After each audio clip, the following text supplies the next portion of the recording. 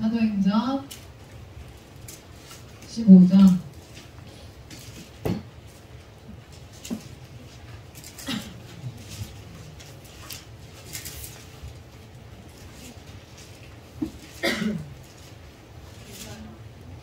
15장 36절에서 41절. 신약 215페이지입니다. 신약 215페이지 36절에서 41절. 다같이 한 목소리로 36절에서 41절까지 합독하시겠습니다. 시작. 며칠 후에 바울이 바나바더러 말하되 우리가 주의 말씀을 전한 각 성으로 다시 가서 형제들이 어떠한가 방문하자 하고 마가라는 요한도 데리고 가고자 하나 바울은 바필리아에서 자기들을 떠나 함께 일하러 가지 아니한 자를 데리고 가는 것이 옳지 않다 하여 서로 심히 다투어 피차 갈라서니 바나바는 마가를 데리고 배 타고 구브로로 가고 바울은 신라를 택한 후에 형제들에게 주의 은혜의 부탁함을 받고 떠나 수리아와 길리기아로 다니며 교회들을 견고하게 하니라. 아멘. 참 하나님의 사람들이 이렇게 모여있는 교회와 또 그 공동체들 있잖아요. 하나님의 예수 이름으로 모인 공동체들의 그 모임은 언제나 은혜가 넘칠 것 같고 영원할 것 같고 그렇지만 보면 말도 안 되는 식으로 깨어지고 그 상대방에게 실망하기도 하고 그런 일들을 경험을 할 때가 많이 있습니다. 저도 교회를 어렸을 때부터 모교회를 떠나서 사교의 침례교회를 갔다가 인천에 있는 그 어떤 장로교회를 다녔다가 그 다음에 목사님을 만나기까지 이제 네 분? 한 5분의 목사님을 이렇게 옮겨가서 모셨는데 그럴 때마다 그 하나님의 사람들인 것 같은 사람들인데도 그 안에 다툼이 있고 갈라섬이 있고 하나 될 수 없는 그런 일들을 경험하면서 이게 뭘까에 대한 그 궁금증들이 많이 있었습니다. 오늘 본문은 바울과 바나바가 아주 커다란 다툼 끝에 갈라서는 장면이에요. 우리가 바울이라고 생각하면 바울에 대해서 떠올리면 바울은 막 회심한 이후에 막 완전할 것 같고 막 전혀 다른 사람들과 부딪히지 않을 것 같고 막 잘 섬길 것 같고 그러면서 사역을 막 완벽하게 막 해낼 것 같은 그런 생각이 들지만 성경에 이런 구절이 있었다는 거 자체를 몰랐었던 분들도 많이 있을 겁니다. 읽었는데 그래도 이 부분을 별로 그렇게 중요하게 생각을 안 하고 넘어갔던 그래서 우리 기억에 그냥 읽었지만 잊혀져 버린 그런데 이 부분을 잘 읽어보면 결국엔 바울과 바나바가 둘 다 하나님의 사람일 거 아니에요. 그죠? 둘 다 하나님의 사람이거든요. 근데 심하게 다툰 후에 갈라서는 내용이 오늘 본문에 나오게 됩니다. 저는 이 부분을 예전부터 바울과 바나바가 이제 세게 싸워가지고 이렇게 갈라서는 이 부분을 예전부터 이제 알고 있었는데 그때마다 이게 바울이 잘못한 걸까 바나바가 잘못한 걸까에 대한 그러니까 왜 싸우고 나면 누구 하나는 잘못했을 거라는 생각을 하잖아요. 그래서 그거에 대해서 굉장히 근데 왠지 바울 편을 들고 싶은 거야. 그 바울이 익숙하니까. 오늘 제가 이 부분에 대해서 이야기를 하려고 합니다. 바울의 1차 전도 여행은요, 안디옥 교회에서 파송받은 바울하고 바나바, 그리고 마가 요한이라는 사람에 의해서 진행이 되는데, 마가 요한이 누구냐면요, 마가 요한이 누굴까요? 이름이 마가 요한이에요. 마가예요, 마가. 마가복음 쓴 마가. 무슨 말인지 아시겠어요? 마태, 마가, 누가, 요한 복음 있잖아요. 거기에 마가복음을 쓴 마가의 이름이요, 마가 요한이에요. 그래서 나중에 뭐 요한이란 이름도 나왔다가 막 마가라는 이름도 나왔다가 그러거든요. 근데 그 요한이 이 요한인지를 잘 보셔야 돼요. 그 세 명에 의해서 이제 시작이 됩니다. 1차 전도 여행이 바울과 바나바 그리고 마가 요한에 의해서 시작이 돼요. 근데 마가 요한과 바나바는요 어떤 사이였냐면요 외삼촌이었어요. 외삼촌. 바나바의 조카가 마가였어요. 아시는 분들도 계시고 처음 들어보시는 분들도 계시죠. 네. 들어보셨어도 까먹었을 거예요. 교회에서는 처음 얘기하는 것 같아요. 우리 교회에서는 이 부분은 처음 얘기하는 것 같아요. 그래서 계속 우리 교회에서 신앙생활 하셨던 분들은 모르셨을 겁니다. 요거 그냥 오늘 처음 들으시는 걸 거예요. 그래서 자기 외삼촌을 따라서 바나바의 여동생이 마가의 엄마였어요. 그래서 자기 외삼촌을 따라서 전도 여행을 이제 1차 전도 여행을 바나바와 바울과 함께 시작을 한 거예요. 장소는 이제 소아시아 쪽이었고 2년 동안 이루어집니다. 근데 1차 전도 여행은 이제 사도행전 13장 15절에서 35절까지의 기록으로 이제 기록이 되어 있는데 어떤 일들이 일어났냐면요. 그 전에 1차 전도 여행이 시작되기 전에 성령님에 의해서 어떤 역사가 일어났는지 기록이 되어 있거든요. 주를 섬겨 금식할 때 성령이 가라사대 내가 불러 시키는 일을 위하여 바나바와 사울을 따로 세우라 하시니 로 시작이에요. 누구에 의해서 두 사람이 부르심을 받아서 지금 전도여행을 시작하려고 하는 거죠? 성령에 의해서.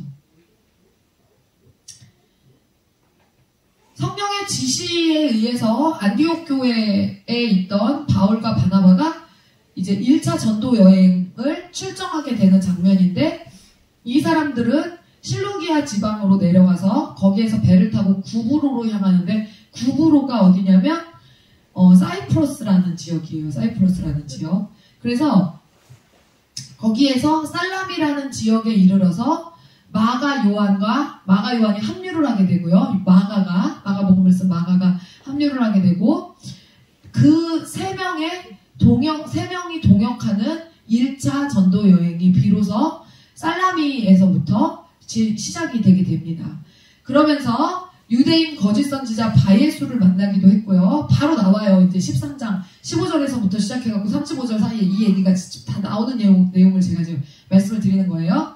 바예수를 만나기도 했고 로마 총독 서기오 바울을 만나서 그에게 복음을 전하기도 했고 그 복음을 전하는 순간에 방해했던 박수 엘루마라는 사람은 바울의 저주를 받아서 눈먼 소경이 되고 그 눈먼 소경이 되는 모습을 본 총독은 드디어 예수님을 영접하게 됩니다.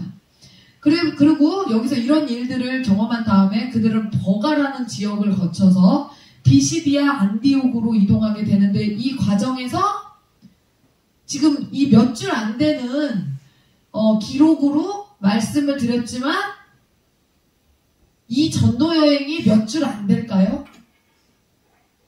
실제로 전도 여행이라는 거는요, 여러분 엄청난 영적인 방해와 공격들이 있습니다. 기도회를 시작하기 전부터 뭔지 모를 그런 여러 가지 공격들을 받고 지금도 우리가 막 마음 가운데 어렵고 막 피곤하고 힘들고 막 처맞지 않아도 되는 어떤 일에 막 내가 막 연루가 돼갖고 막 처맞고 있는 것 같고 이상한 기도회를 하면서 이상한 공격들을 이제 많이 받게 되는데요. 신경 안 써도 되는 거에 괜히 신경을 써야 되고 막 이런 것들이 있을 수 있는데요. 전도 여행은 말 그대로 직접적으로 영혼을 살리려고 가는, 영혼을 구원하려고 가는 그 여정이기 때문에 그냥 마귀가요, 성령님이 당연히 동행하시지만 마귀 역시 처음부터 끝까지 모든 과정에서 동행하면서 방해합니다. 그래서 여러분 실제로 선교지를 단기 선교든 뭐든 선교지를 가보신 분들은 아시겠지만요, 여러분 엄청난 방해의 역사가 있어요. 선교지 가보면은요, 뭐 행사를 하려고 준비를 했는데 갑자기 기계가 고장나. 선교지에서 가장 많이 받는 공격이 뭔지 아세요? 기계 고장. 네, 기계가 고장납니다. 그래서 행사를 해야 되는데 행사를 할 수가 없어. 막 발전기를 막 돌려서 막 전기를 막 공급받고 막 이러면서 말도 안 되는 공격들을 받거든요. 그러니 이 지금 전도 여행을 시작해서 처음부터 끝까지 얼마나 어려운, 진짜 보통 내공이 아니고서는 이 전도 여행을 완주할 수 없을 정도의 여러분이 생각하는 낭만적인 여행이 아닙니다. 무슨 말인지 아시겠어요? 제가 예전에 터키 신혼여행으로 터키를 갔다 왔는데, 그때 사도 바울이 전도 여행 다녔던 곳을 간 적이 있어요. 그 얼마나 광활을 하냐면요. 제 이제 장면으로 기억이 남는데, 저는 원래 기억을 잘 못해요. 그래서 장면으로 기억이 남는데 그냥 지평선이 보이는, 우리나라에선 지평선을 볼 수 없잖아요, 여러분. 지평선이 뭔지 아시죠? 너 유혜린이 너 지평선 뭔지 알아? 너 수평선은 알아? 몰라세요? 알아 몰라? 알걸요? 모르네. 수평선 뭔지 몰라? 알려줄게. 너만 모르는, 다른 애들도 모를 것 같아서 그래. 수치스럽네요. 그 수치스럽지, 모르지? 수평선이 뭐냐면 바닷가 간 적 있지? 네. 바닷가에 가면 대천해수욕장 딱 가갖고 바다를 보면 바다 끝 선이 보이지? 네. 하늘과 맞닿아 있는 그 선이 수평선이야. 알겠어, 뭔지? 네. 그게 뭔지는 알았는데 지금 그 이름이 이제 뭔지 알게 된 거야. 네. 수평선이 뭔지 알겠어요? 하영아 이제 알겠어, 뭔지? 수평선? 바다와 바다 끝선과 하늘이 맞닿아 있는 그 부분이 있어. 그 선이 있어. 그 선이 수평선이라고. 그 지평선은 뭘까? 지평선? 땅 끝과 하늘이 맞닿아 있는. 우리나라에서 지평선을 볼 수 있어요, 없어요? 우리나라는 지평선을 볼 수가 없어요. 우리나라에서 지평선을 봤다고 하는 건 어디 꿈나라에서 본 거예요. 우리나라는 땅덩이가 좁아서 지평선을 볼 수가 있는 곳, 장소가 없습니다. 근데 거기에 가서 제가 지평선을 봤어요. 끝이 없이 펼쳐진 그 땅, 그리고 하늘이 맞닿아 있는데 절벽이야, 절벽. 거기서 떨어진, 사도 바울이 매 맞고 떨어진 곳이었다고 하면서 이렇게 봤던, 그 아래를 봤던 제가 기억이 나거든요. 여기서 사도 바울이 떨어져갖고 죽을 뻔했다고 그 얘기를 했었는데 굉장히 높았어요. 그러니까, 그리고 여행으로 갔으니까 그냥 지평선을 보내 이러지. 거기서 힘들게 막 좋은 신발도 아니었을 텐데 집신 비스무리한 거 신고 다니지 않았겠어요? 그거 신고 다니면서 얼마나 힘들게 전도 여행을 수백 킬로를 걸어갖고 다니면서 얼마나 힘들었겠어요. 그리고 잘 먹기를 했겠습니까? 잘 쉬기를 했겠습니까? 잘 씻기를 했겠습니까? 몸이 오체 불만족 상황이었을 거예요. 그런 상황에서 여러분, 누군가와 전도 여행을 함께 한다는 건요, 대단히 훌륭한 인격을 필요로 하는 일이에요. 무슨 말인지 아시죠? 부부도요, 여행 잘못 가면요, 길어지게 싸웁니다, 거기 가서. 부부도. 이게요, 짜증나 보세요. 막 힘든데, 막 여행 가갖고 힘든데, 막, 그러니까 돈을 많이 쓰면서 즐겁게, 여유있게 다니는 여행은요, 싸울 일이 없습니다. 행복하겠죠. 근데, 제가 얘기했죠. 제가 지난주에도 얘기했죠. 그지 여행. 제주도. 싸움박질하고 온다니까요, 거기서. 이게 뭐야? 하면서 자기가 낸 돈은 생각을 안 하고, 그러고 온다니까요. 보통 내공이 있어야 이런 전도 여행을 아무 일 없었다는 듯이 모든 것들 다 감당하면서 덮어가면서 품어가면서 이거를 할 수 있는 게 아닙니다. 본능이 계속 올라오기 때문에 싸우게 돼 있어요. 셋이서 이제 외삼촌이랑 조카랑 이제 이 사도 바울이랑 같이 본격적인 전도 여행을 시작해가지고 막 여러 가지 그러니까 물론 이랬겠죠. 총독에게 막 복음을 전했는데 막 총독이 막 돌아와 예수를 믿게 돼 그런 일들을 경험할 때는 얼마나 역시 하나님 살아계셔 하이파이브 너무 기뻤겠죠.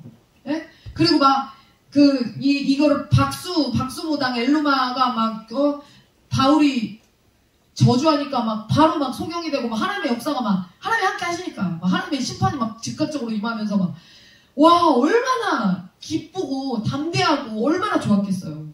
그런데도 불구하고 어려운 건 어려운 거예요. 어떤 일이 그래서 이제 발생을 하냐면요. 그 과정에서 어려움을 느낀 마가가요. 버가라는 지역에 있던 중에 전도 여행에서 도중에 하차를 해서 예루살렘으로 자기 집으로 돌아가게 됩니다. 난 도저히 못하겠어요. 나는 못 가겠어. 저 너무 이해가 돼요. 이거 너무 이해가 됩니다. 저는 못하겠어요 하고 가요. 그래서 이제 사도행전 13장 13절에 보면 뭐라고 나와 있냐면요. 바울과 및 동행하는 사람들이 바보에서 배 타고 밤빌리아에 있는 버가에 이르니 요한이 마가는 그들에게서 떠나 예루살렘으로 돌아가고 라고 나옵니다. 무슨 말인지 알겠죠? 여기서 갈라지는 거예요, 이제. 자, 그리고 나서 이 일이 여기서는 그래 돌아가라 하고 이제 빨리빨리 했는데 이 일로 인해서 추후에 바울과 바나바 두 사람 사이에 엄청나게 큰 다툼이 일어납니다. 일어났을 것 같지 않지만 엄청나게 큰 다툼이 일어났는데 그 다툼이 바로 오늘 본문의 내용이에요. 결국 바나바와 바울이요 2차 전도 여행에서 함께 여행을 가지 않고 찢어지는, 이제까지 항상 함께 있었는데 찢어져서 떠나게 되는 가장 중요한 요인이 되는 게 바로 이 마가로 인한 다툼이었어요. 네로라 하는 사역자. 바울과 바나바 정도면 여러분 진짜 대단한 사역자입니다. 대단한 사역자. 어마어마한 사역자잖아요. 근데 그 두 사람이 싸우는 거야.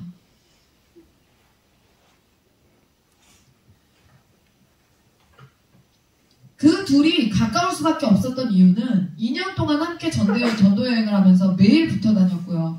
매 맞는 것도 같이 맞았고요. 춥고 배고픈 그 고통도 다 함께 겪었고요. 곁에서 함께 느껴가면서 정말 부부 이상, 부부보다 훨씬 더 심한 동료 의식을 가질 수밖에 없는 일들을 다 모두 함께 경험했어요. 그런데 그리고 나서 전도 여행을 그렇게 다녀온 이후에도 그 둘이 어떤 것을 전도여행에서 경험하고 어떻게 하나님께서 그 전도여행 가정 가운데 역사하셨는지, 그리고 예루살렘 공의회에서 거길 다녀와서 간절한 목소리로 막 외치면서 간증했던 내용들, 그 믿음의 고백들이 사도행전에서 가장 감동적인 장면들 중에 하나로 기록되었을 만큼 그 두 사람의 함께했던 사역의 역사는 엄청나게 아름다운 동역이었다는 거예요. 그런데 그랬던 이 둘이 2차 전도 여행의 인원을 꾸리는 것에서 이제 다투게 돼요. 자, 마가가 왜 그랬을까요?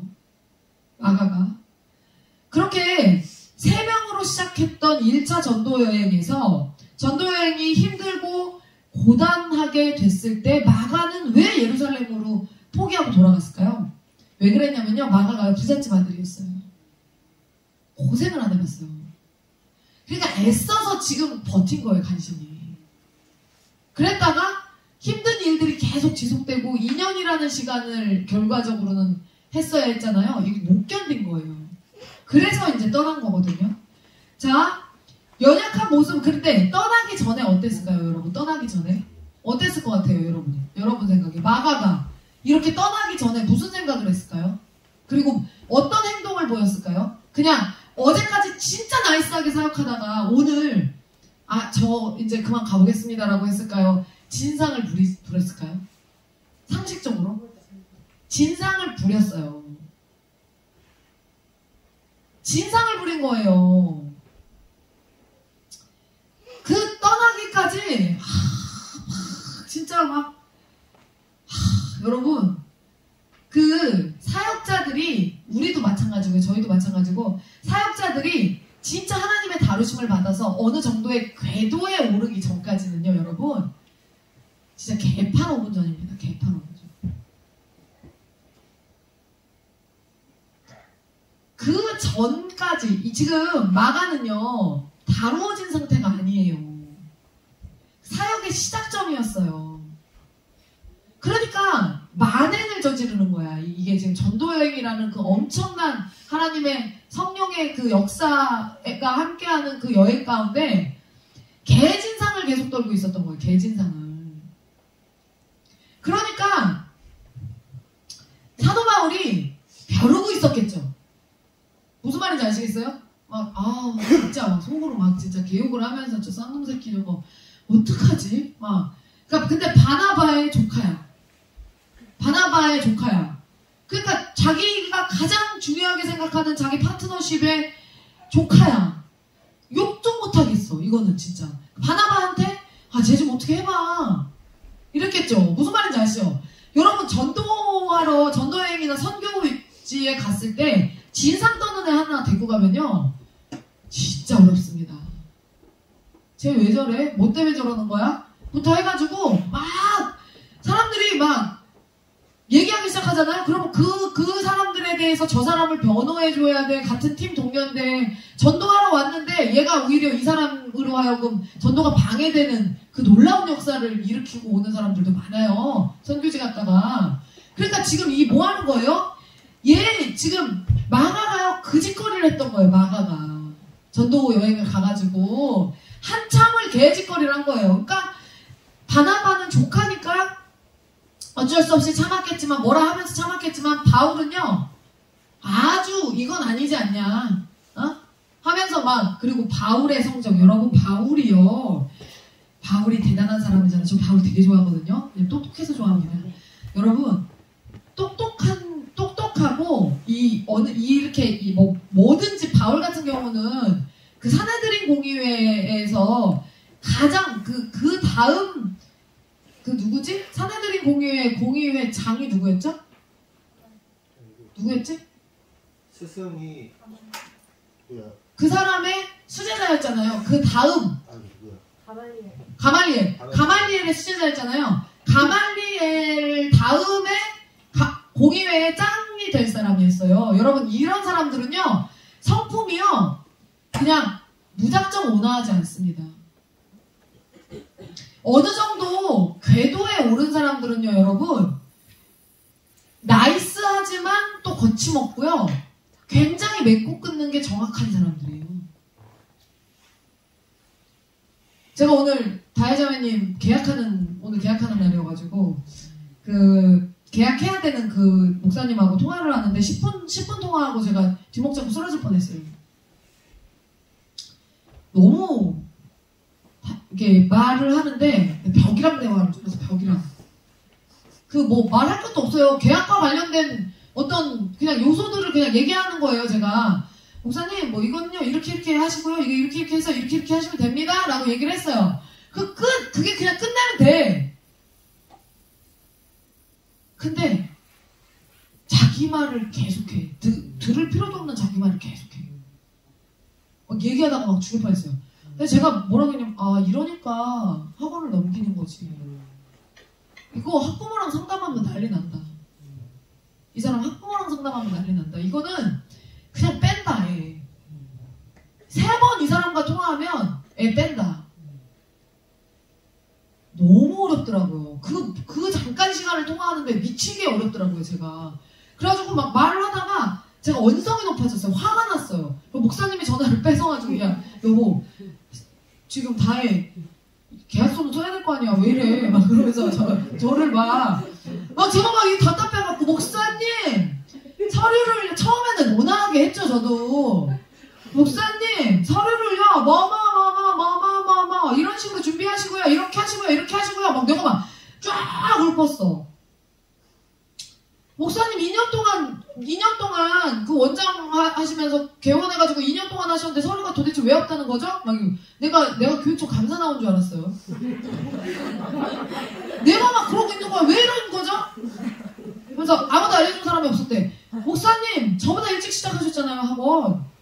저도 아무도 알려준 사람 없었어요. 근데 저는 어떻게 알고 그걸 다 준비했을까요? 이러면서. 그러니까 잘 되는 사람은 잘 되는 이유가 있어요.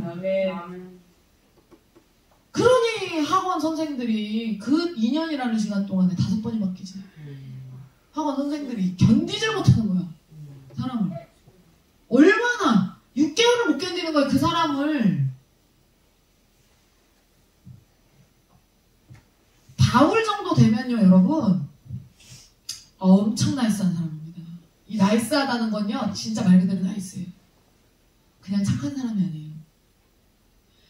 정확하게 내코 끊고 뭐 이런 식으로 하나님의 사역이 이렇게 진행되면 되겠습니까? 막 이러면서 아주 그냥 큰 소리 치고 막 리드하고 막 이러면서 가는 사람이에요. 바울은요 기가 막힌 머리형입니다. 그런데 장과 가슴도 발달을 했겠지만 그래도 머리가 굉장히 발달한 사람이에요. 사도 바울은. 그래서 이 진상을 떨고 있는 전도 여행 중에 진짜 엄중한, 그리고 이 바울 정도 된 사람들은요 어떻게 했을까요? 목숨 내놓고 사역하는 사람이잖아요. 그러니까 마가랑은 급이 다르죠. 마가는 하다가 중간에 힘들다고 나 너무 힘들어. 그 육신의 욕구를 참지 못해서, 정욕을 참지 못해서 자기 편안하게 자고 싶고 좋은 거 먹고 싶고 편안하게 누리고 싶은 부잣집에 가서 그 하고 싶은 자기가 누리던 거 원래 누리고 싶은 그 욕구를 참지 못해가지고 예루살렘으로 중간에 돌아갔던 이 정도 수준의 사람과, 신앙의 수준의 사람과, 사도 바울은 목숨 내놓고 그냥 뒤지게 쳐가지고 다음날 다시 일어나서 죽은 줄 알고 갖다 버렸더니 다음날 다시 일어나가지고 전도 여행을 떠나는 이 사도 바울의 급이 여러분 같을 수가 있겠어요? 그러니 목숨 내놓고 사역하는 이 사람이 봤을 때 쟤 쓰레기야. 저 새끼 어서 와 진짜 저런 또라이가 어딨어. 주님의 사역을 하는 애가 뭐 저 따위 얘기를 하는 거지 지금? 저 따위 행동을 하고 지금 철수를 한다는 거야? 꺼져 막 개욕을 했을 겁니다. 저는 그렇게 생각해요.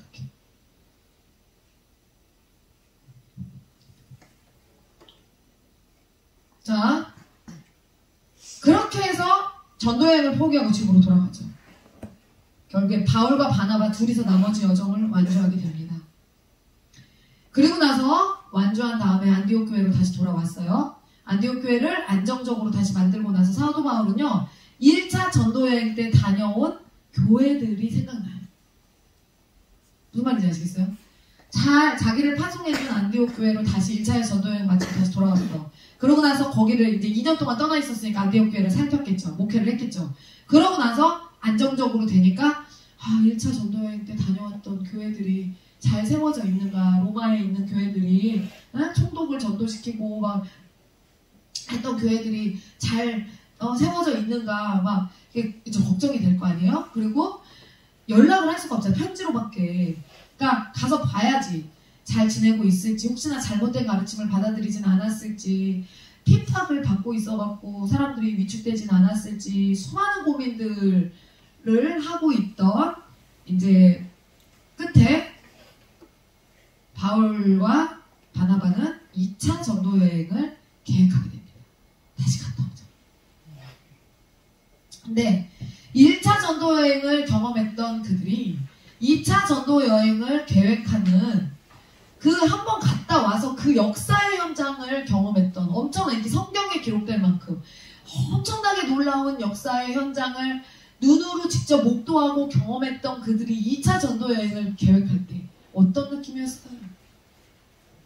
얼마나 성령님께서 마음에 뿜뿜을 해주셔서 얼마나 기대감에 부풀어갖고 준비를 했겠어요.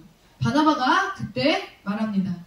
우리 마가, 내 조카 마가도 데리고 갑시다. 다시 한번 얘기해요. 그러자 사도 바울이 대답합니다. 마가 요한은 1차 전도여행 도중에 우리와 함께 일하러 가지 않고 도중에 돌아간 사람인데 어떻게 그런 사람을 지금 2차 전도여행에 얼마나 이 엄중하고 엄중한 여행인데 지금 이거 우리가 놀러 가는 겁니까? 뭘 지금 가자고 하는 거예요? 지금 얘를 데리고 가자고 하는 거예요. 자기 조카라고 지금 너무 감싸는 거 아니에요? 내가 사실 그때 말을 안 해서 그렇지 내가 얼마나 상처를 받고 내가 충격을 받았는지 아세요? 막.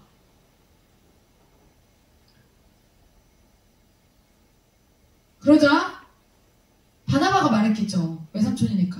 마가가 첫 선교 때 실수했고 그게 우리한테 큰 상처로 남긴 했지만 그래도 이제는 지난 날을 반성하고 그 말을 지난달을 반성하고 다시 우리 선교팀에 합류해서 함께 여행을 가고 싶다고 하니 우리 그에게 다시 한번 기회를 좀 줍시다. 내 조카라서 하는 말이 아니에요. 다른 사람이었어도 난 이렇게 얘기했을 겁니다. 그 말을 들은 바울은요, 어떻게 했을까요? 싸워서 헤어진 거 보니까 끝까지 받아주지 않았어요. 말도 안 된다. 자신의 의견을 꺾지 않았어요. 사도행전 15장 37절 38절 본문이 오늘 바로 그 내용이죠. 37절 38절 바나바는 마가라 하는 요한도 데리고 가자 하나 바울은 밤빌리아에서 자기들을 떠나 함께 일하러 가지 않은 자를 데리고 가는 것이 옳지 않다 하여 39절 서로 심히 다투어 피차 갈라서 엄청나게 싸운 겁니다. 지금 서로 심히 다투어 이거 있잖아요. 쌍욕하면서 싸웠을 겁니다. 그리고 네가 네가 그러고도 뭐 하나님의 사람이야? 누가 하나님의 사람인지 보자 막 이러면서 싸울 것 같아요. 저는 네 막 아기 새끼라고 하면서 싸웠을 수도 있어요. 왜냐면 사도 바울의 입장에서는 진짜 중요한 여행이잖아요. 사람을 살리러 가야 되는 진짜 중요한 여행인데 그거를 마가 같은 인물이 다시 합류하면 방해가 된다고 생각하기 때문에 하나님의 역사를 방해하려는 막이라고 생각했을 수도 있어요. 그러니까 완전히 갈라서 보여요. 자, 말 그대로 대판 싸웠습니다. 그래서 바울은요, 바나바와 각자 서로의 팀을 따로 꾸려서 2차 전도여행을 떠납니다. 그래서 바울이 마가 요한 대신에 택한 사람이 누굴까요? 그 유명한 누구죠? 바울과 바나바랑 갈라섰다니까. 바나바랑 갈라서서 바울 하면 누구예요? 같이 감옥에 누구랑 갇혔어? 바울과 신라. 바울이 이 마가 요한 대신에 선택한 인물이 신라. 바울과 신라가 이때부터 이제 짝지가 돼가지고 같이 이제 다니기 시작했고요. 바울과 신라, 디모데, 누가까지. 누가는 중간에 합류해갖고 추후에 굉장히 중요한 역할을 하게 됐고요. 이렇게 4명이 함께 전도여행을 떠나게 됩니다. 그러고 나서 그러면 그 이후에는 마가가 다루심을 받은 이후에 다루심을 받았을 거 아니에요. 그러니까 마가복음을 썼지.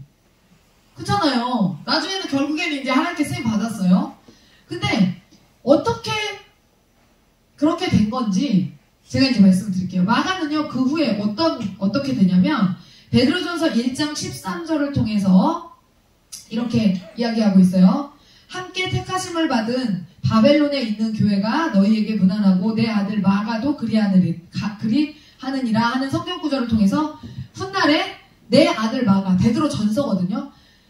베드로가 영적인 아들로 마가를 칭합니다. 이 말도 안 되는 짓거리를 했던 이 마가가 베드로가 나의 영적 아들이다라고 말할 정도로 그렇게 신앙이 성장을 하게 됩니다.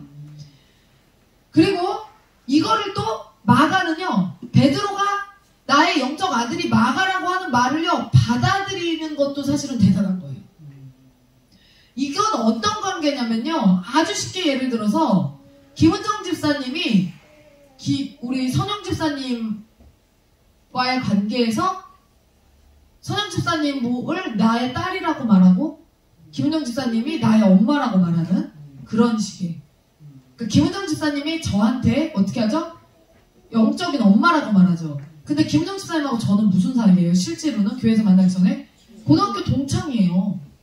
친구란 말이에요. 근데 김은정 집사님이 저한테 저를 굉장히 존중해주고 존댓말을 써주면서 저한테 임민아 사모님이라고 해주고 그 다음에 영적인 엄마라고 얘기를 하거든요. 쉬운 일일까요 이게? 그리고 본인을 저의 딸이라고 생각을 하거든요. 그 영적으로 그렇다고 생각하거든요. 그러면서 엄마의 실제 자기를 낳아준 엄마보다 저의 영향력을 더 많이 받고 살았다. 영적인 엄마의 영향력을 많이 받고 살았다. 근데 그렇게 고백을 하는데 그 고백을 할 수 있다는 거는 사실 동갑내기 친구인데 제가 사모가 되기 전에 이미 첫 호칭이 그냥 미나였는데 그렇게 바꾸는 게 여러분 쉽지 않습니다. 첫 호칭 바꾸는 거 쉽지 않습니다. 그래서 결혼을 하고도 애를 셋을 넷을 낳고도요 50이 돼서도 오빠라고 남편을 부르는 그런 통합된 호칭을 하는 사람들이 있어요. 그거를 못 바꿔가지고 첫 호칭이 중요해요. 그거 바꾸는 거 굉장히 어렵습니다. 그런데 미나야가 사모님이 됐고 영적인 엄마라고 말할 수 있다는 게 사실은 굉장히 성숙한 거예요. 그런데 이 베드로와 마가는요 실제로 어떤 관계였냐면 베드로는 예수님의 직접 제자잖아요. 근데 마가는요 직접적인 제자가 아니에요. 마가는 예수님의 12제자 12제자요? 마가 12제자 아니죠? 마가는 12제자 아닌 걸로 알고 있거든요. 예. 마가는 직접적인 제자는 아니었고요. 예수님을 쫓아다니던 120문도 중에 한 명이었어요. 무슨 말인지 아시겠어요? 그치만 동시대, 예수님의 시대를 살았고, 그 12명의 제자였던 베드로를 같은 그냥 110문도, 그 시대에 예수님을 섬겼던, 비슷하게 따르던 120문도 중에 한 사람으로서, 자기도 그래도 예수님의 제자라고 생각했던 사람으로서, 동역자를 영적인 아비로 이야기할 수 있고, 동역자를 영적인 아들로 말할 수 있다는, 그리고 그것을 서로 받아들이는 관계가 됐다는 거는요, 둘 다 대단히 성숙한 관계로 성장했다는 것을 의미하는 겁니다. 베드로와 마가의 관계가 그랬어요. 자, 또한 이게 왜 또 중요한 거냐면요, 마가가 공생의 당시에, 예수님의 공생의 당시에 예수님이 십자가에 못 박혀 죽는 그 순간에 베드로가 어떻게 했는지 그 약점을 너무나 가까이서 지켜봤고, 여러분 베드로는요 3번, 베드로 하면 딱 뜨는 게 뭐예요? 뭐 3번 부인한 거 그렇잖아요. 말고에 귀 자른 거, 뭐 주로 이런 배신의 아이콘으로 지금도, 그러니까 예수님의 수제자였지만 그런 진짜 3번 다 굴기 전에 3번 네가 나를 부인하리라 이 말씀이 그대로 응한 그 아주 유명한 배신의 아이콘이잖아요. 그런데 그런 배신의 아이콘 베드로의 약점을 옆에서 고스란히 봤으면서, 그리고 베드로에게 직접적으로 자기가 베드로가 어떻게 예수님을 부인했는지 해서 상세하게 듣고 쓴 성경이 마가복음이에요. 누구한테 듣고 쓴 거라고요? 마가가 그 사실을 베드로한테 듣고 쓴 거예요. 그래서 마가복음이요, 여러분, 다른 세 개의 복음서에 나와 있지 않은 굉장히 구체적인 내용들이 아주 상세히 기술되어 있는데, 마가가 직접 베드로의 수제자였던 베드로의 그 설명을 자세히 듣고 써서 그런 겁니다. 그런데 그리고 나서 마가복음은요 또 어떤 특이점이 있냐면요, 마가복음이요 사복음서 중에 마태, 마가, 누가, 요한 사복음서 중에서 가장 먼저 기록된 책이 마가복음이에요. 그래서 다른 복음서들의 뿌리가 됐어요. 무슨 말인지 아시겠죠? 뼈대가 된 게 마가복음이에요. 마가복음의 영향을 받아서 내용이 정리가 돼서 다른 책들이 쓰여지는데 영향을 준 게 바로 마가복음. 그러니까 마가가, 그 찌질했던 마가가 굉장히 하나님의 나라를 확장시키는데 큰 역할을 하는 중직으로 성장을 하게 된 그런 놀라운 역사가 있었단 말이에요. 그 말도 안 되는 사람이었던 마가가. 그리고 디모데후서 4장 11절에 보면 사도 바울이 뭐라고 얘기하냐면, 누가만 나와 함께 있느니라.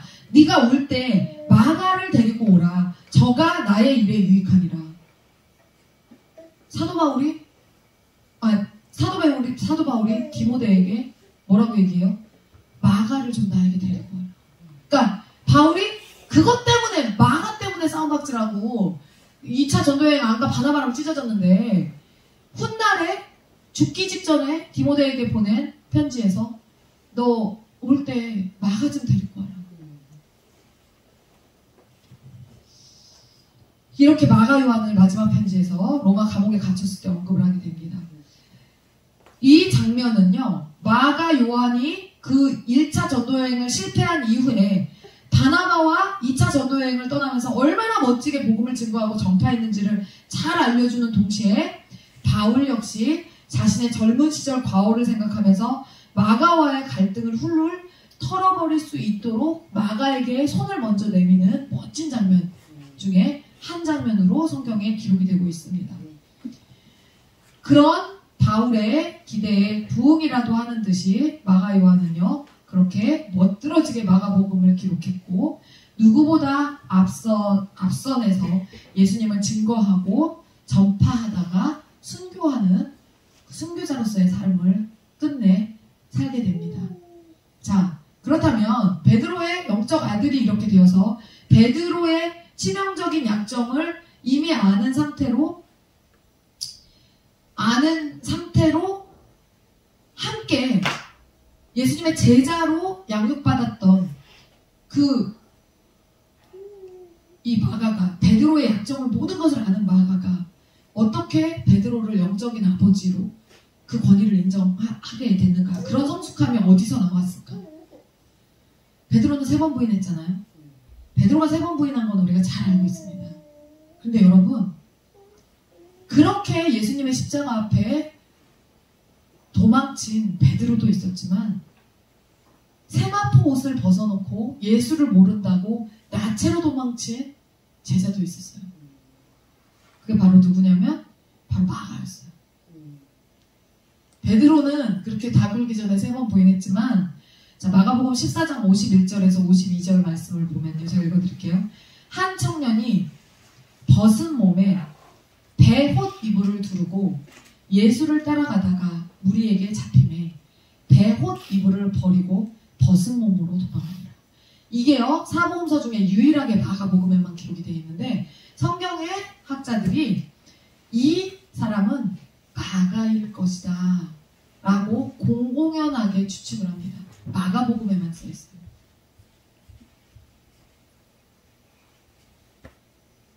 베드로가 3번 부인하고 예수님을 모른다고 한 거나,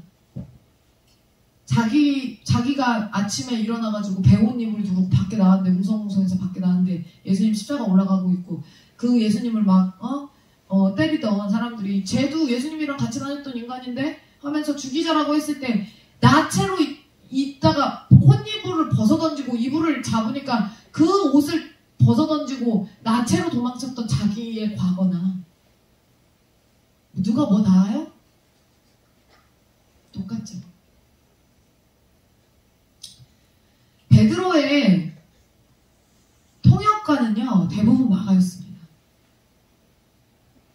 마가복음은요, 마가가 기록하였지만 실제로는 누가 알려준 거라고요? 베드로가 경험한 것을 알려주고 그것을 마가가 그대로 받아 적은 예수님의 행적이었어요. 그래서 마가에게 있어서는요, 여러분, 베드로의 충실한 통역관이었기 때문에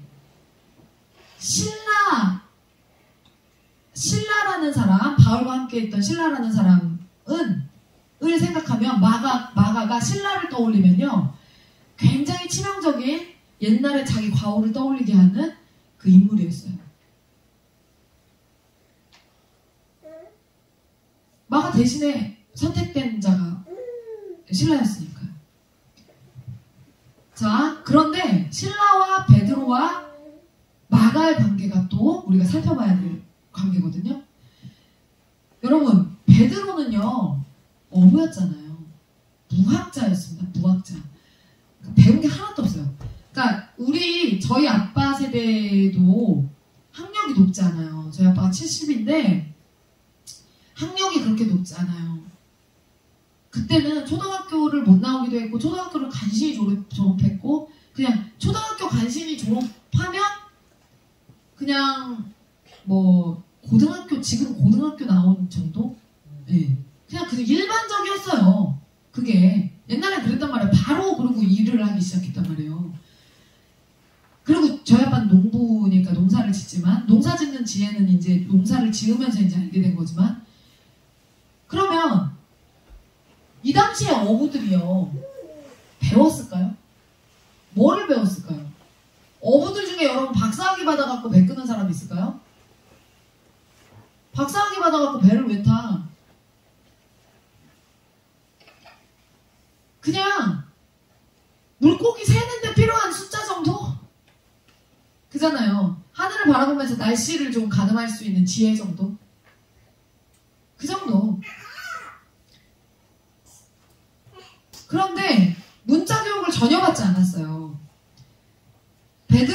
그렇기 때문에 베드로의 문장은요, 베드로 전서의 문장은요, 베드로 전후서는 누가 쓴 거냐면요, 신라가 쓴 겁니다. 바울이 쓴 게 아니에요. 아니, 누구지? 베드로가 쓴 게 아니에요. 베드로는요, 베드로 전후서, 그 다음에 마가복음. 근데 이게 마가복음은 누가 쓴 거라고요? 마가가 쓴 거지만 베드로가 알려준 거고, 베드로 전서는 누가 쓴 거라고요? 베드로가 말한 거지만 신라가 쓴 거예요. 그래서 그 문장이 제가 그랬잖아요. 예전에 여러분 제가 그 얘기했던 거 기억나세요? 로마서를 읽고 사도행전을 읽고 베드로 전후서를 읽으면 문장이 굉장히 못났다고. 제가 그 얘기했던 거 기억나세요? 둔탁하다고. 그거를 느낄 수 있거든요. 베드로 전후서하고요, 로마서나 사도행전 바울이 쓴 거하고는요 너무 다른. 바울이 쓴 거는요, 저는 되게 똑똑한 사람 좋아하거든요. 멋있어요. 바울이 쓴 거는 성경이. 나이스해요. 근데 베드로 전후서는 그렇지 않아요. 근데 그거를 그래도 누가 그거를 그렇게 손을 본 거냐면요, 신라가 손을 본 거예요. 베드로 전후서. 마가복음은 깔끔하게 쓰여 있어요. 마가가 손을 봐서 쓴 거라. 마가는 배운 집 자식이라고 했잖아요. 있는 집 자식이라고 했잖아요. 자, 그래서 이 신라는요, 그렇게 해갖고 베드로 전후서를 씁니다. 근데 신라의 라틴어 이름이 뭐냐면 실로아노거든요. 실로아노. 실로아노라는 라틴어 이름이 있다는 거는요, 로마의 시민권자이자 탁월한 교육 수준을 지닌 사람이었다는 걸 의미해요. 그러니까 바울이 신라를 택하지. 무슨 말인지 아시겠어요? 응. 얼마나 똑똑한 사람인데 바울이. 사람 딱 보면 알죠. 그러니까 저 정도면 나랑 사역하기에 괜찮겠다 하니까 딱 고른 거예요. 그러니까 바울과 신라가 거의 동급이었다는 얘기죠. 이 똑똑하기로는. 그래서 굉장히 탁월한 그 지적 수준을 겸비한 신라가 문맥이나 마찬가지였을 베드로의 말을 일러주는 대로 받아 적어서 다듬으면서 하나님의 말씀을 담아서 베드로 서신이 탄생이 된 거고, 그렇다면 그렇게 신라가 베드로와 짝짝꿍이 돼서 이번에는 짝지가 돼서 베드로 전서를 탄생시키는 모습을 마가가 봤을 때 그 느낌은 또 어땠을까요? 나랑 같이 마가복음을 썼던 이 베드로가 이번에는 나와 함께 하지 않고 신라와 함께 베드로 전후서를 쓰는 그 사실을, 쓴다는 그 사실을 알았을 때 신라를 보면서 여기는 마가는 무슨 생각을 했을까? 베드로전서 5장 12절 13절에 보면 뭐라고 나오냐면요, 내가 신실한 형제로 아는 잠깐만요. 베드로전서 5장 12절 13절.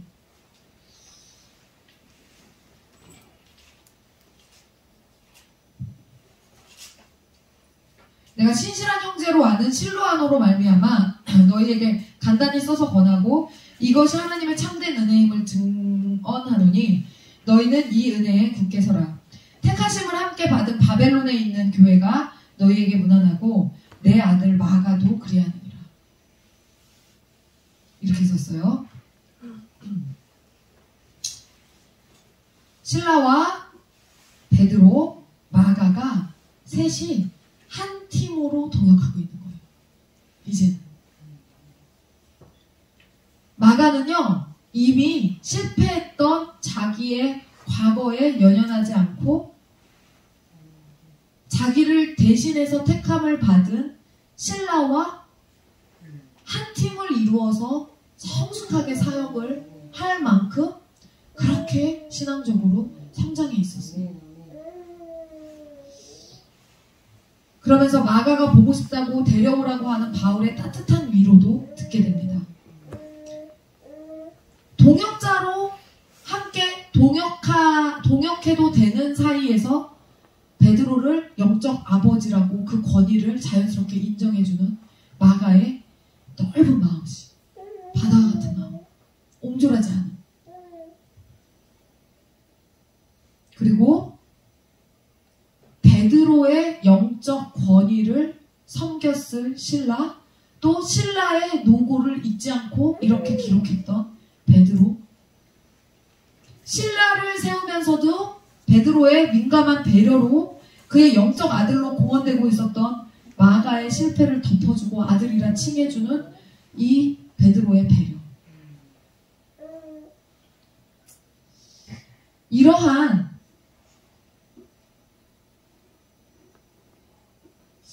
이러한 멘토들의 배려 앞에서 마가는 어느 순간에 그 실패한 사역자에서 그 실패를 이기는 사역자로 성장해 있었던 거예요.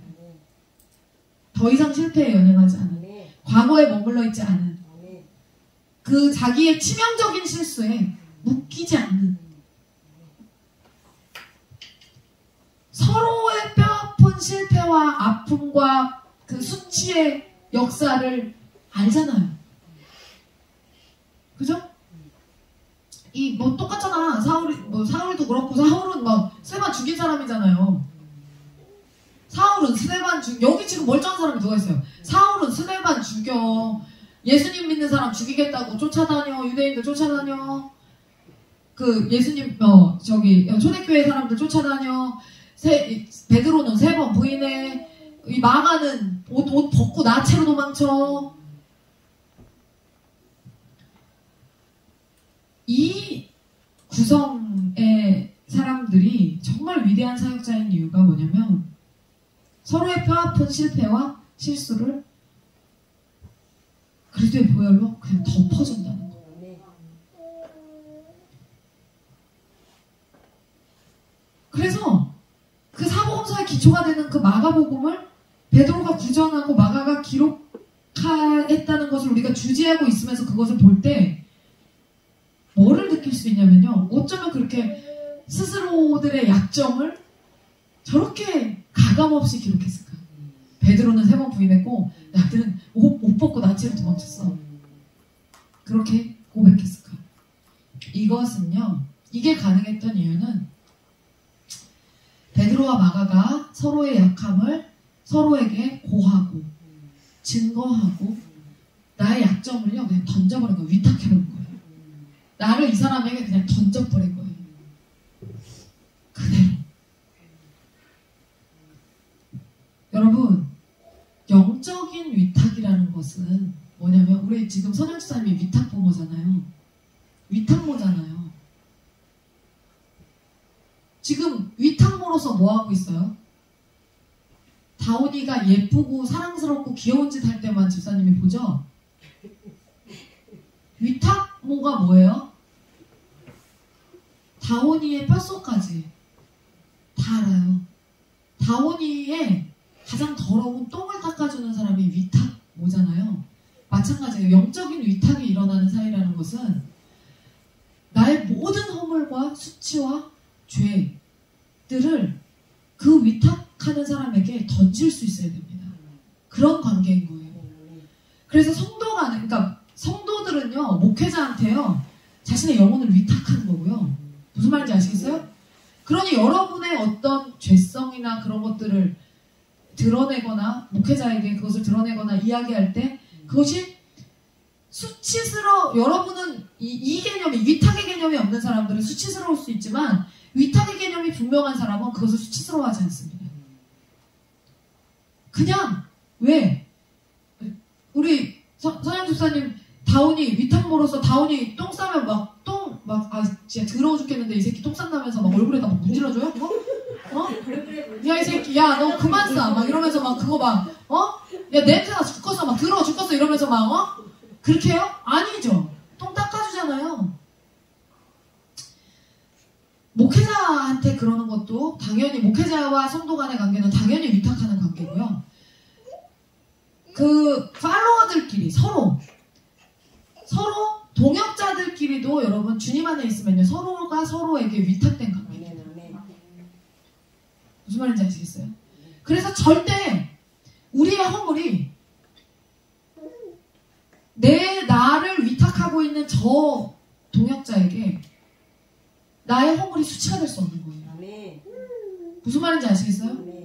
그래서 우리가 막 기도회를 하면서 막 서로의 죄를 이야기하기도 하고 막 내 죄를 막 고백하기도 하고 그게 가능한 이유가 뭐냐면요. 성숙한 위탁의 관계. 우리가 이제 이 말은 오늘 처음 쓰지만 위탁의 관계에 있다는 것을 우리가 서로 알아.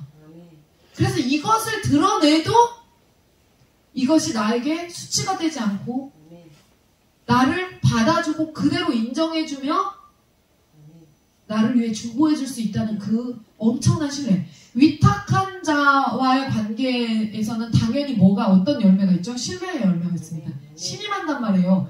여러분 위임장을 어떻게 줍니까? 위임한다는 거거든요. 나를 위임하는 거예요. 위임장은 내가 법적인 일을 처리해도 됩니다. 이 사람이 나의 법적인 일을 처리해도 됩니다. 라고 부탁하는 거잖아요. 인정하는 거잖아요. 그 관계는 엄청난 신뢰의 관계죠. 그게 목회자와 성도의 관계 안에서 반드시 일어나야 되고요. 그 다음에 성도와 성도의 관계에서 반드시 일어나야 돼요. 그러니 위탁하지 못하는 목회자와 성도의 관계는 이미 깨어진 관계예요. 무슨 말인지 아시겠어요? 그래서 교회에서 보면요. 그동안 교회를 떠나갔던 사람들을 자세히 살펴보면요. 끝내 목회자 부부에게 자신을 위탁하지 않습니다. 부끄러움을 드러내지 않습니다. 약점을 드러내지 않아요. 그리고 그것을 드러냈을 때 자기가 굉장한 수치를 누릴 거라고 생각해요. 그거는 잘못된 거예요. 그건 잘못된 겁니다. 그래서 우리는 다 어떻다고요? 다 어떻다고요? 어떤 게 저와 목사님이 죄가 없어서 우리에게 여러분의 영혼을 위탁하라는 거예요? 아니에요. 베드로와 마가의 관계나 여러분과 우리의 관계나 똑같다니까요. 근데 그것을 덮는 거라니까요, 그냥. 저와 목사님은 허물이 없습니까? 그 허물을 어떻게 하는 거라고요? 엄청난 신뢰 가운데서 여러분들도 그것을 덮는 거예요, 그냥. 그리고 우리도 여러분의 수치와 그 허물을 덮는 거예요, 그리스도의 사랑으로. 그 관계.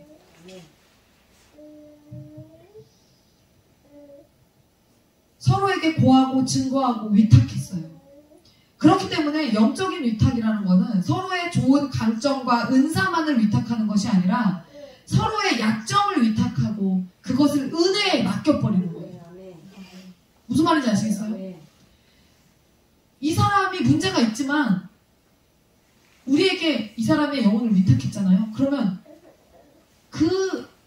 그것을요, 그 마음을요, 은혜에 맡기는 거예요. 하나님의 은혜에 맡기는 거예요. 덮으시도록. 그래서 진정한 위탁은 베드로가 예수님을 3번 부인한 약함과 그 수치를 드러내고 마가가 도망쳤던 자신을 나타내서 서로에게 보인 것. 나도 그랬어. 그게 진짜 위탁이에요. 서로의 약함을 알되 서로의 은혜를 덮고 서로 섬겨주는 관계. 좋은 점만 취하려 하지 않고 성도의 약점과 허물과 수치를 보면서 나쁜 점을 취하지 않으려고 하는, 품지 못하는 그런 관계는 어떤 관계예요? 위탁의 관계예요? 아니요. 그거는 그냥 세상 사람들과 똑같이 이용하는 관계입니다. 그냥 이용하는 관계고 이용당하는 관계. 달면 삼키고 쓰면 뱉어? 위탁의 관계는 어때요? 아니에요. 그냥 품는 거예요. 우리가 함께 신앙생활 하다 보면 서로가 서로에게 엄청난 실수를 합니다. 저도 여러분들에게 엄청난 실수를 합니다. 실수가 없는 사람이 어디 있겠어요? 약점이 없는 사람이 어디 있겠어요? 약함이 없는 사람이 어디 있겠어요?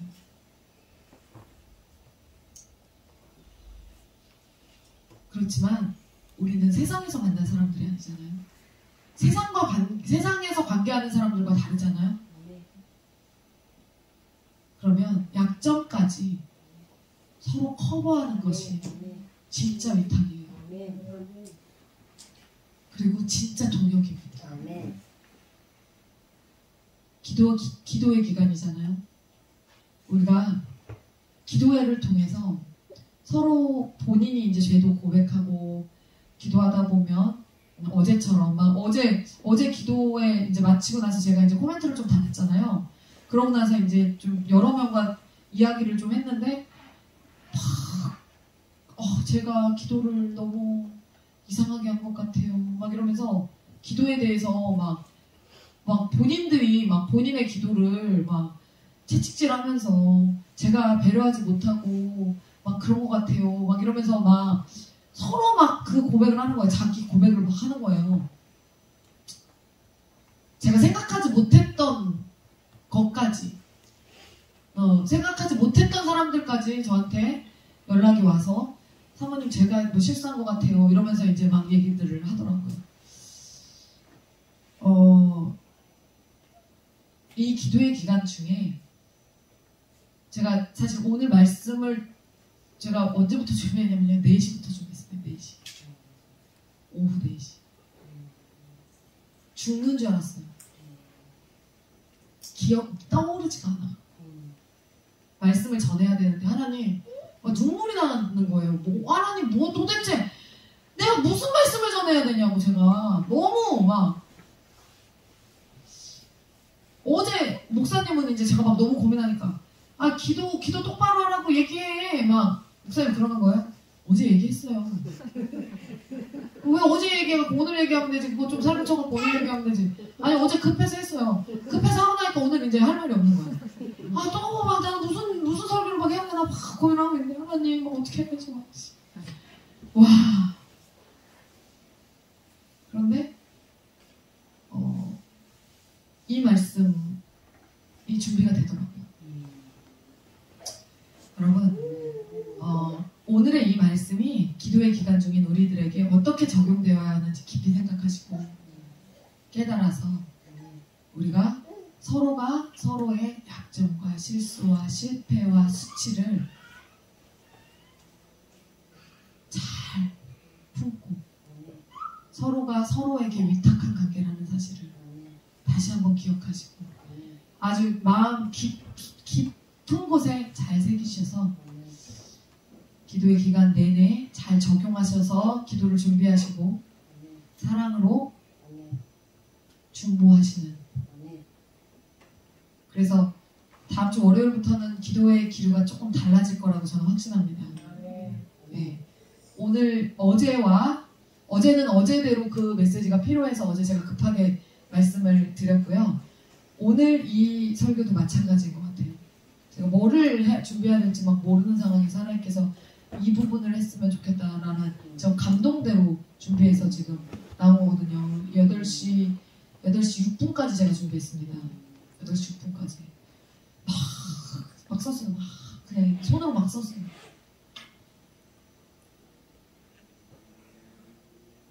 마가가 결국에는 이렇게 훌륭한 사역자가 되어 우리가 지금은 서로의 약점을 알고 서로의 실수한 것들에 대해서 보면서 언제 저 사람이 성숙해질까라고 생각할 수도 있지만 누구처럼 될 수 있다고요? 우리 모두가 실수했지만 마가처럼 될 수 있다고요. 그렇게 다시 한번 기회를 주는 거예요. 그게 끝이 아니라 우리가 다시 한번 기회를 주는 거예요. 모든 이들에게.